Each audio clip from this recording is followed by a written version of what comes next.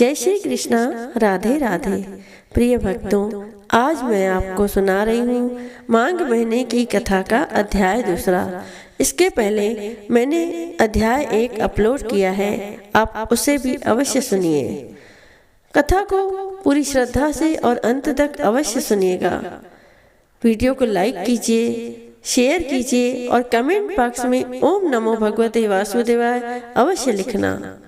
तो सबसे पहले श्री गणेश जी का ध्यान धर के बोलिए, श्री गणेश भगवान की जय, श्री लक्ष्मी नारायण भगवान की जय, श्री कृष्ण भगवान की जय। आइए अब सुनते हैं अध्याय दूसरा। राजा के ऐसे वचन सुनकर तपस्वी कहने लगा कि राजन, भगवान सूर्य बहुत शीघ्र उदय होने वाले हैं, इसीलिए यह समय हमारे लिए स्नान का है, कथा का नहीं। सो आप स्नान करके अपने घर को जाओ और अपने गुरु श्री वशिष्ठ जी से इस महात्म्य को सुनो। इतना कहकर तपस्वी सरोवर में स्नान के लिए चले गए और राजा भी विधि पूर्वक सरोवर में स्नान करके अपने घर लौटा और रण्यवास में जाकर तपस्वी की सब कथा रानी को सुनाई। तब सूत जी कहने लगे कि महाराज, राजा ने अपने गुरु वशिष्ठ जी से क्या प्रश्न किया और उन्होंने क्या उत्तर दिया, सो कहिए। व्यास जी कहने लगे, हे सूत जी, राजा दिलीप ने रात्रि को सुख से सोकर प्रातः समय ही अपने गुरु वशिष्ठ जी के पास जाकर उनके चरणों को छूकर प्रणाम करके तपस्वी के बतलाए हुए प्रश्न को अति नम्रता से पूछा कि गुरु जी, अपने आचार, दंड, नीति, राज, धर्म तथा चारों वर्णों के चारों आश्रमों की क्रियाएं, दान और उनके विधान, यज्ञ और उनकी विधियां, व्रत, उनकी प्रतिष्ठा तथा भगवान विष्णु की आराधना अनेक प्रकार से तथा विस्तार पूर्वक मुझको बतलाई। अब मैं आपसे माघ मास के स्नान के महात्म्य को सुनना चाहता हूँ। सो हे तपोधन, नियम पूर्वक इसकी विधि समझाइए। गुरु वशिष्ठ जी कहने लगे कि हे राजन, तुमने दोनों लोकों के कल्याणकारी वनवासी और गृहस्थियों के अंतःकरण को पवित्र करने वाले माघ मास के स्नान का बहुत सुंदर प्रश्न पूछा है।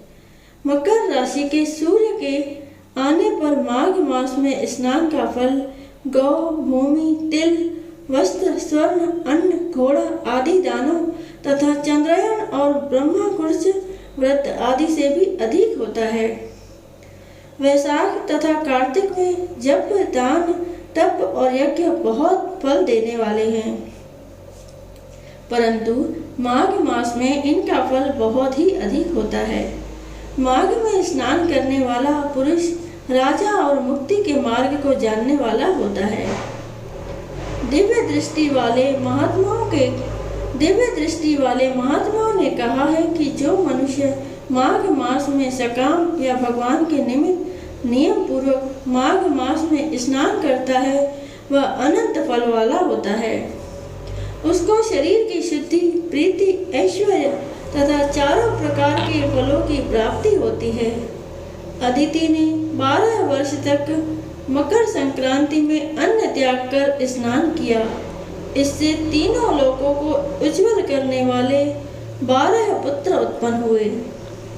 माघ में स्नान करने से ही रोहिणी, सुभगा, अरुंधति दानशील हुई और इंद्राणी के समान रूपवती होकर प्रसिद्ध हुई।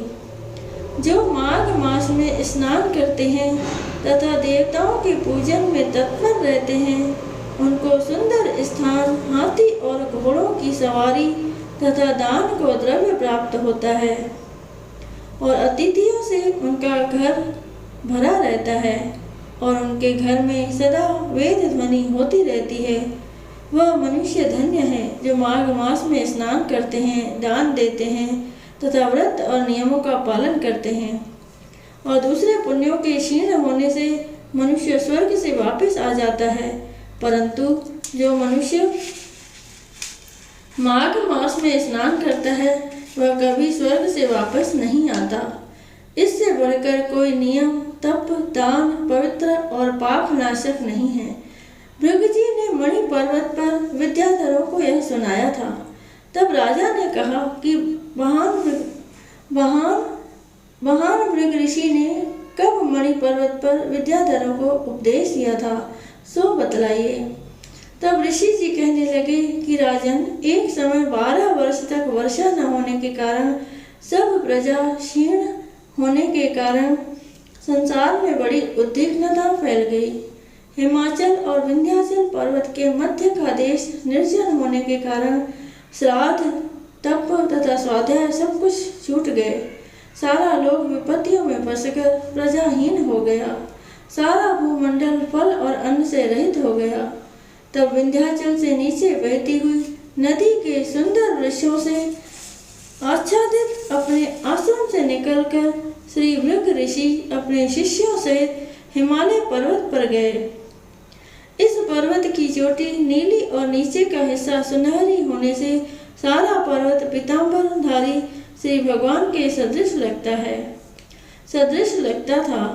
पर्वत के बीच का भाग नीला और बीचों बीच में कहीं कहीं सफेद स्फटित होने से तारों से युक्त आकाश जैसी शोभा को प्राप्त होता था।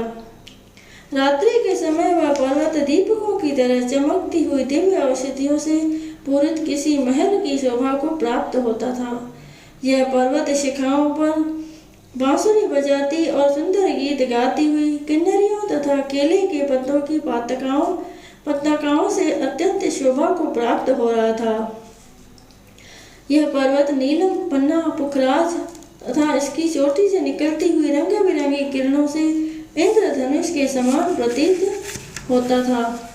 स्वर्ण आदि सब धातुओं से तथा चमकते हुए रत्नों से चारों ओर फैली हुई अग्नि ज्वाला के समान शोभायमान थी। इसके कंदराओं में काम पीड़ित विद्याधरी अपने पतियों के साथ आकर रमण करती हैं और गुफाओं में ऐसे ऋषि मुनि जिन्होंने संसार के सब कलेशों को जीत लिया है, रात दिन ब्रह्मा का ध्यान करते हैं और कई एक हाथ में रुद्राक्ष की माला लिए हुए शिव के आराधन में लगे हुए हैं।